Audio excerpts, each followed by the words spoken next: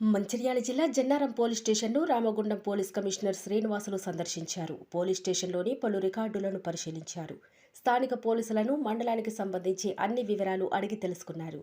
స్థానిక పోలీసులకు పలు సూచనలు చేశారు.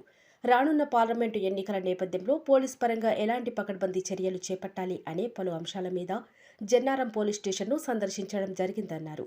దీంతో పాటు ఇంటర్ పరీక్షా కేంద్రాల్లో పోలీసుల ఆధ్వర్యంలో పకడ్బందీగా ఏర్పాట్లు చేశామన్నారు. కార్యక్రమంలో Mancherial DCP Ashok Kumar, ACP Prakash, CI Narender, SI Satish తదితరులు పాల్గొన్నారు.